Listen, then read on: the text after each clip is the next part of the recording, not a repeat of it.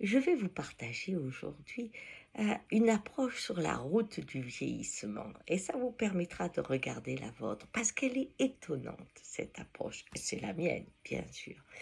Dans mes premières années, hein, de zéro, on va dire, à et plus, en tout cas toute jeune, j'étais vraiment en décalage. J'avais le sentiment qu'il y avait une adulte prisonnière dans un corps d'enfant.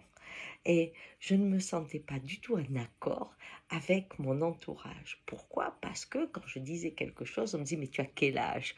Ou quand je voulais faire quelque chose, on me disait mais tu as vu ton âge? Et chaque fois que je parlais, il n'y avait que dans mes livres, quand je rencontrais Zola ou Drouin, que j'avais le sentiment que j'étais avec des gens qui étaient corrects pour mon âge. Mais bien sûr, c'était moi qui faisais le monologue. Et je me souviens d'une fois où ça avait poussé à une blessure énorme. J'étais avec un professeur d'histoire, je devais avoir 12 ans, qui s'appelait Mme Rieux. Vous voyez, je m'en souviens, hein. Donc ça m'a beaucoup marqué.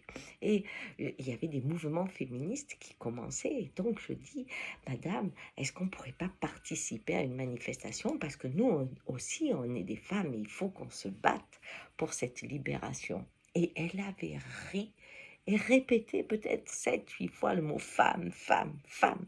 Et elle m'avait dit, mais voyons, pour qui vous êtes une enfant? Et ça m'avait tellement blessée que je m'en souviens encore.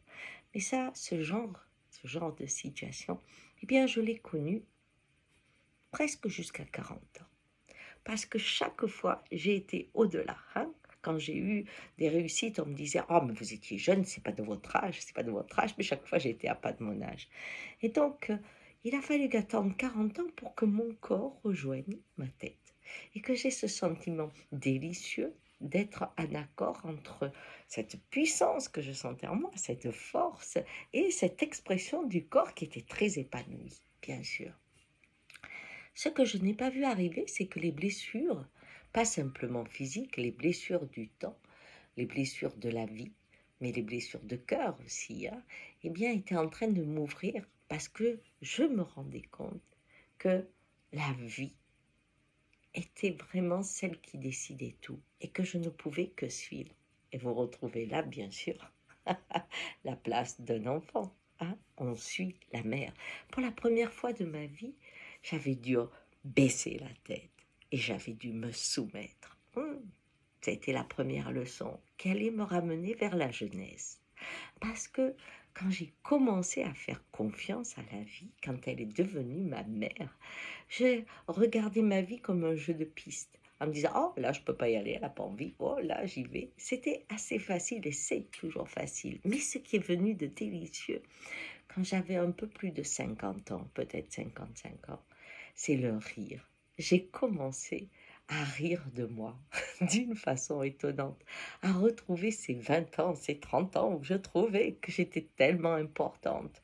Ce n'était pas le rire de ma professeure d'histoire, non, c'était le rire de l'enfant qui trouve que c'est un film rigolo, la vie que j'ai eue, même avec des moments tristes, mais cette légèreté de l'être n'a jamais cessé depuis de s'installer en moi.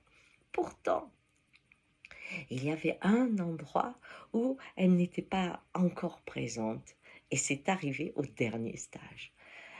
Le moment où elle n'était pas présente, c'est par exemple dans les films. Il y a Robert Redford, je disais, ah non, mais ça c'est Robert Redford en vieux. Mais pour mes chanteurs, je disais, ah non, mais ça c'est pas lui, c'est lui en vieux. Vous savez, comme si c'était pas un vrai. En fait, mon monde, ma pensée, bien sûr, était attachée à cette époque où j'étais vieille en fait, mais où ma génération, elle était jeune. Et petit à petit, j'ai compris que moi, je ne me voyais pas vieille. Quand il y avait une fête ou même quand je regardais des vitrines, j'étais des fois très étonnée par mon physique parce que je ne me reconnaissais pas. Dans ma tête, je rajeunissais, je devenais de plus en plus jeune. Et dans le dernier stage où il fallait être 22, il y a eu 4 ou 5 personnes de mon âge. Pour la première fois de ma vie, j'avais des gens de mon âge qui étaient là. C'était incroyable, ça m'était jamais arrivé. Et au départ, j'étais presque, pas honte, mais oh là là, j'ai des personnes âgées avec moi, c'était horrible. Je disais des personnes âgées, je ne me mettais pas dedans. Mais dès qu'on a commencé, et que en parlant d'un sujet, j'ai retrouvé cette complicité avec ma génération. Alors là, pour la première fois de ma vie, je me suis retrouvée dans une cour d'école à rigoler avec des copines. Et ça a été super parce que ce stage m'a apporté la légèreté de l'être dans la complicité de la jeunesse qui naît à mesure que l'on vieillit. Et les filles qui étaient autour de nous, qui avaient 40 ans, 35, et les garçons, ils ont dit, waouh, quand on vous voit, ce qu'on se dit, ce qu'on voudrait être comme ça. Évidemment, c'est des sacrées routières qui viennent dans mon groupe, mais quand même, avoir cette façon de rire de la vie, c'est un peu comme si vieillir voulait dire rencontrer son féminin. Vous savez, quand on commence la vie, on est dans la puissance du masculin. On veut créer son monde. On veut marquer sa réalité.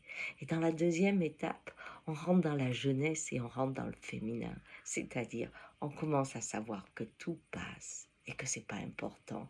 Et si je devais faire un vœu, si je dois rajeunir, rajeunir, rajeunir, jusqu'à être juste le sourire de satisfaction quand j'ai mangé ma soupe, je fais le vœu d'être un rire avant de partir.